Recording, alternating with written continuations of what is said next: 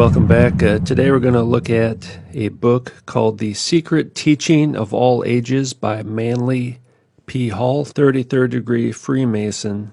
I'm really just going to go through this book, so it might be kind of boring for some people, but this book does explain quite a few things about the androgynous alchemical agenda. All right, so if you're interested in what these people that I talk about here on my channel, what they actually believe, where they get their ideas, why they are trying to become androgynous, why do they want to turn their human race into a race of androgynes, there may be some answers here in this video. So the subtitle is An Encyclopedic Outline of Masonic, Hermetic, Kabbalistic, and Rosicrucian Symbolical Philosophy, being an interpretation of the secret teachings concealed within the rituals, allegories, and mysteries of all ages. I believe, and it's fairly well documented, that the leaders of this world believe in these kind of things that we're going to look at, and they're practicing them.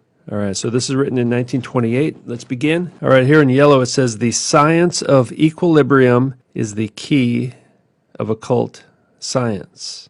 Okay, so equilibrium, that's one of the key words, and when they talk about alchemy, they're not talking about turning lead into gold. They're talking about turning a human into something divine.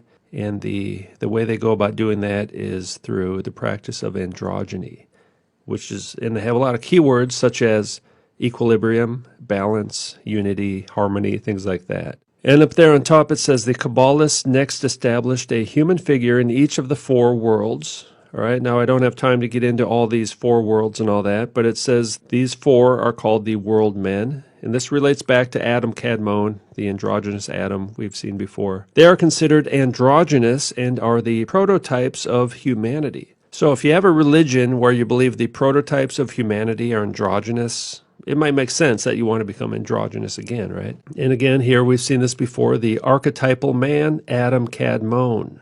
All right, this is Kabbalah.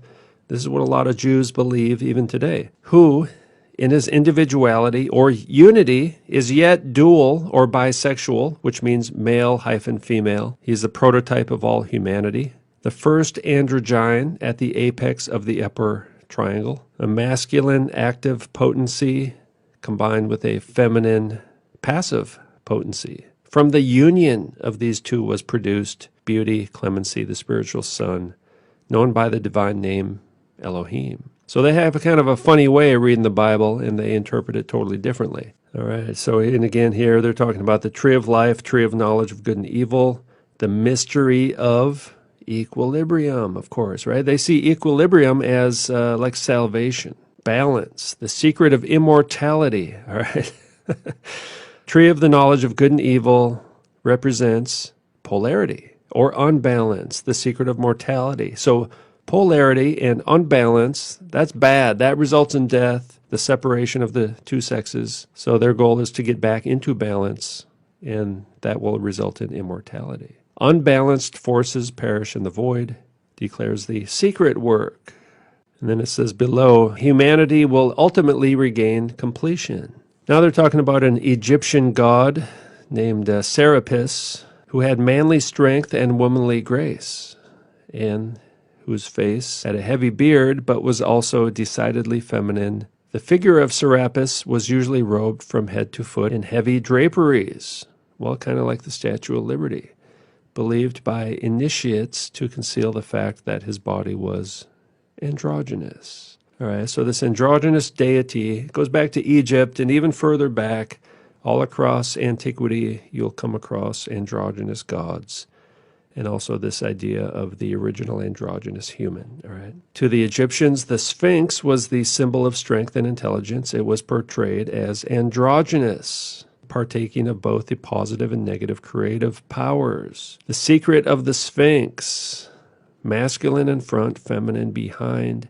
The pharaohs were male in front and female behind. Like the gods, they included the dual totality of being in one person, born of the mother, but of both sexes as the child. All right, so they have Isis and Osiris, mother and father, Horus was the androgynous child, the merger of the two, all right? So the child of male and female gods is actually a union of the male and female gods, the true androgyne. Now, Pythagoras is another alchemist. In fact, all these famous scientists from the past, they're all alchemists, all right? Now, this is a major influence on alchemical thought here. And he's saying, talking about the numbers, unity or one, therefore, was considered an androgynous number, partaking of both the masculine and the feminine attributes. We got some jargon here, monad and duad. Monad, one, is so called because it remains always in the same condition, that is separate from multitude. This thing of mono, right? It means one. It is called mind because the mind is stable. Hermaphrodism because it is both male and female. One is an androgyne. And even God, right? They believe God is androgynous, right? The receptacle of matter because it produces the duad, which is essentially material. So the material world is not mono. It's not a monad. It's a duad. It's duality. The material world is in the fallen state because it's separated into different things, light and dark, good and evil, male and female. That's why you see the checkerboard floors on their buildings, because that's the lowest part of the building, represents the duality of the material world, that they're trying to rise above that into the monad. Following symbolic names were given to the duad, two because it has been divided and is two rather than one. And when there are two, each is opposed to the other, causing chaos, death, generation, mutation, division, misfortune. It goes on, right? It's just a horrible thing. Yes, we are in a fallen world, but not because of the separation of the sexes, right? I mean, if you just read the Bible. Now remember, this is written by a 33rd degree Freemason. Masonry will be in a position to solve many of the secrets of its esoteric doctrine when it realizes that both its single and double-headed eagles are phoenixes. All right, so the double-headed eagle, one of the main symbols of Freemasonry. You see it everywhere. They have it on their lodges and whatnot. And a lot of governments use it. And now the U.S. government uses a single-headed phoenix, but I believe it does represent the double-headed phoenix. It represents the reborn androgynous race, all right, which is what the United States is all about.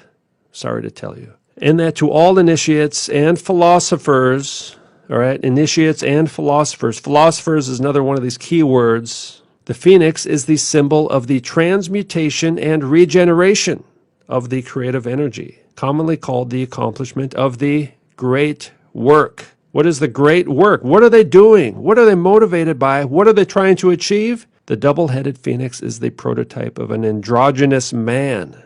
That's the great work, to create the androgynous man. Their symbol is the double-headed phoenix. It's telling you right there. For according to the secret teachings, there will come a time when the human body will have two spinal cords, by means of which vibratory equilibrium will be maintained in the body. Now, I don't know what this two spinal cord thing is really talking about. It may be metaphorical. Maybe they're working on something. Not only were many of the founders of the United States government Masons, but they received aid from a secret and august body existing in Europe, which helped them to establish this country for a peculiar and particular purpose known only to the initiated few. The Great Seal is the signature of this exalted body, unseen and for the most part unknown, and the unfinished pyramid upon its reverse side is a trestle board setting forth symbolically the task to the accomplishment for which the United States government was dedicated from the day of its inception, the New Atlantis, the great work, the androgynous man, which they are now trying to sign into law via the Equality Act, right? Equality, equilibrium, androgyny, all right? Vibratory equilibrium, all right? So basically they're saying there will come a time when the human body will be androgynous. And this is what they're going to do on a mass scale. And I believe, this is why I talk about this subject, by the way, I believe this will result in the end times and the return of Jesus Christ, the Messiah. They're trying to exterminate humanity, sterilizing humanity, transforming us into abomination, while at the same time promising salvation. That's why I talk about this subject, because I think it's somewhat important. All right, here's Morals and Dogma of the Ancient and Accepted Scottish Rite of Freemasonry by Albert Pike. Equilibrium. Yeah, so equilibrium's kind of a big part of Freemasonry. Man attains the purposes of his being when his two natures are in equilibrium. You see that right there? Man attains the purposes of his being when his two natures are in equilibrium. What two natures, you might ask? Well, the male and the female. And speaking of Washington, D.C., there's a statue of Albert Pike right in the middle of Washington, D.C., and there's the double-headed phoenix right there in front of the statue being held up by some kind of goddess. There's all kinds of these heavily robed goddesses and gods all throughout Washington, D.C., statues. And Albert Pike, of course, is a 33rd degree Freemason, one of the guys who kind of revived the alchemical, esoteric, Kabbalistic type of Freemasonry in the United States.